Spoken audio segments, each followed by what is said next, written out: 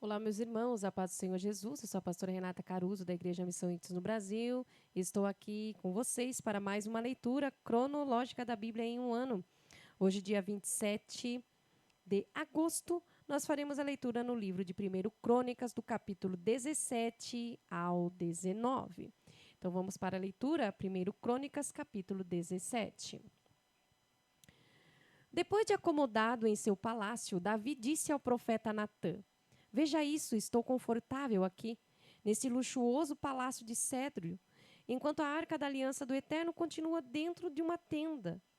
Natã disse a Davi: Faça o que estiver no seu coração, Deus está com você. Mas à noite Deus falou a Natã: Vá dizer ao meu servo Davi: Assim diz o Eterno: Você não construirá uma casa para eu morar. Desde que tirei o meu povo Israel da terra do Egito até hoje, nunca morei numa casa. Sempre fui de uma tenda para outra, de um tabernáculo para outro. Em todas as minhas jornadas com Israel, nunca pedi aos israelitas que designei para conduzi-los a Israel que construíssem uma casa de cedro para mim. Diga também ao meu servo Davi: Assim diz o Senhor dos Exércitos de Anjos: Eu tirei você do campo no qual cuidava de ovelhas e o constituí chefe do meu povo, Israel. Eu o acompanhei por todos os lugares e destruí seus inimigos diante de você. Agora seu nome será importante e você será famoso em toda a terra. Vou separar um lugar para o meu povo Israel e o estabelecerei ali, para que o povo tenha a sua terra e não seja levado de um lugar para o outro, para que as poderosas nações não o aflijam, como sempre fizeram, mesmo na época dos juízes do meu povo Israel. Por fim, derrotarei todos os seus inimigos. Saiba também isto: o Eterno é que construirá para você uma casa. Quando sua vida chegar ao fim e você for sepultado com seus antepassados, escolherei um dos seus filhos para sucedê-lo e firmarei o reino dele. Ele construirá uma casa em minha honra e eu preservarei o seu domínio para sempre. Eu serei como pai para ele e ele como filho para mim. Não retirarei dele meu amor, como fiz com Saul antes de você. Eu o firmarei sobre a minha casa e sobre o meu reino para sempre. Seu trono subsistirá para sempre. Natã contou tudo a Davi, conforme revelado pelo Eterno. O rei Davi foi ao tabernáculo, pôs-se diante do Eterno e orou: Quem sou eu, ó Eterno Deus? Quem é minha família para que me tenhas feito chegar até aqui? Mas isso ainda não é tudo, pois mencionaste acontecimentos futuros em minha família e me tratas como uma pessoa de grande importância, ó Eterno. O que mais Davi poderia dizer diante de tudo isso que concedeste ao teu servo? Tu me conheces bem. Ó Eterno, por amor de teu servo e por tua decisão, fizeste essa obra, grande obra, e mostraste a tua grandeza. Não há outro igual a ti, não há outro Deus além de ti. Nada se compara ao que ouvimos com os nossos ouvidos. Quem é semelhante ao teu povo Israel, uma nação sem igual na terra, a quem tu, ó Deus, foste resgatar por ser teu povo, ficando famoso por isso? Tu realizaste façanhas extraordinárias, expulsando nações e seus deuses de todos os lados, quando libertaste o teu povo do Egito. Formaste para ti um povo, o povo de Israel, para sempre. E tu, ó Eterno, agora és o Deus deles. Agora, ó Eterno, que a promessa que fizeste a mim e à minha família se confirme para sempre. Faz conforme prometeste. Assim tua fama será confirmada e se espalhará, e todos vão comentar: O Senhor dos exércitos de anjos, o Deus de Israel, é Deus para Israel. E a casa do teu servo Davi permanecerá sólida sob a tua presença protetora. Tu, meu Deus, me disseste com todas as letras: Vou construir uma dinastia para você. Por isso encontrei coragem para orar a ti. Ó Eterno, sendo Deus que és, prometeste todas essas maravilhas para mim, e como se não bastasse, abençoaste minha família para que ela continuasse na tua presença para sempre. Visto que tu a abençoaste, ela é realmente abençoada. Abençoada para sempre. 1 Crônicas, capítulo 18. Depois disso, Davi atacou os filisteus e os subjugou. Capturou Gate e assumiu o controle sobre a região ao redor. Também atacou e derrotou Moabe. Os moabitas foram submetidos ao domínio de Davi e passaram a pagar impostos a ele. Quando Hadadezer, rei de Zobá, saiu para retomar o controle da região do rio Eufrates, Davi o derrotou perto de Amate e capturou 1.000 carros de guerra, 7.000 cavaleiros e 20.000 soldados de infantaria.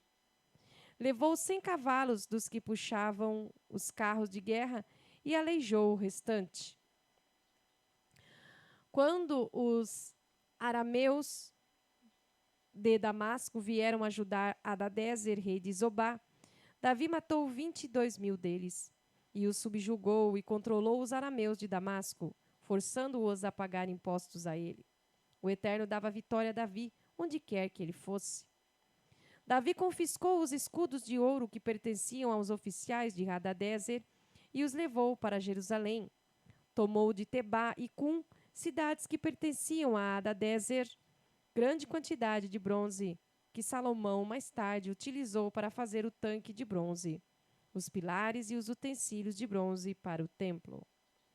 Quando Tou, rei de Ramate, soube que Davi tinha derrotado o exército de Hadadezer, rei de Zobá, mandou seu filho Adorão saudá-lo e dar os parabéns pela vitória na guerra contra Hadadezer. Tou e Hadadezer eram inimigos de longa data. Adorão trouxe como presente para Davi objetos de prata, de ouro e de bronze. O rei Davi consagrou todos eles como a prata e o ouro que tinham saqueado de outras nações, de Edom, de Moabe, dos Amonitas, dos filisteus e dos Amalequitas. Abisai, filho de Zeruia, atacou e derrotou os 18.000 edomitas no vale do Sal. Ele estabeleceu controle militar sobre Edom e subjugou os edomitas a Davi. O Eterno dava vitória a Davi, onde quer que ele fosse. Foi assim que Davi reinou sobre todo Israel. Ele era correto e imparcial em todos os seus negócios e relacionamentos. Joabe, filho de Zeruia, era comandante do exército. Josaf, filho de Ailude, estava a cargo dos registros e arquivos públicos. Joabe, filho de Zeruia, era comandante do exército, e Josafá, filho de Ailude, estava a cargo dos registros e arquivos públicos. Zadok, filho de Aitube, e Abimeleque, filho de Abiatar, eram sacerdotes. Salza era o secretário. Benaia, filho de Joiada, comandava as forças especiais dos Queretitas e dos Peletitas. Os filhos de Davi ocupavam cargos de confiança como assessores do rei. 1 Crônicas, capítulo 19. Passado algum tempo, Naás, rei de Amonitas, morreu. Rei dos Amonitas morreu. E seu filho o sucedeu.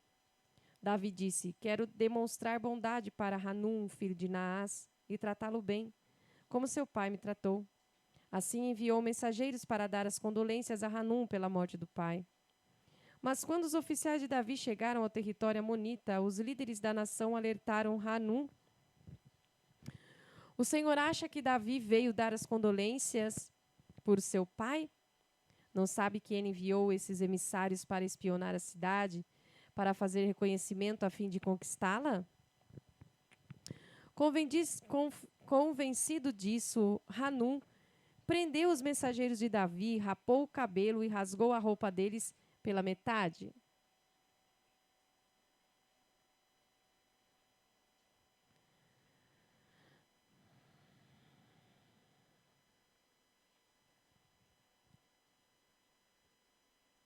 Só um minutinho, irmãos, me perdi aqui.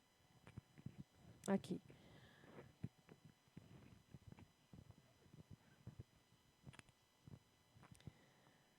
Rapou a cabeça, rasgou a roupa deles pela metade, à altura das nádegas, e os mandou embora. Quando contaram a Davi o que tinha acontecido, ele mandou alguém ao encontro dos mensageiros, pois tinham sido muito humilhados. O rei mandou dizer a eles: fiquem em Jericó até que a barba cresça, depois voltem para cá. Quando os amonitas perceberam que Davi agora os odiava, contrataram por 35 toneladas de prata carros de guerra e cavaleiros da Mesopotâmia, de Maaca e de Zobá, 32.000 carros e condutores. Veio também o rei de Maaca com suas tropas e acamparam perto de Medeba. Os amonitas também se mobilizaram em suas cidades e se prepararam para a guerra.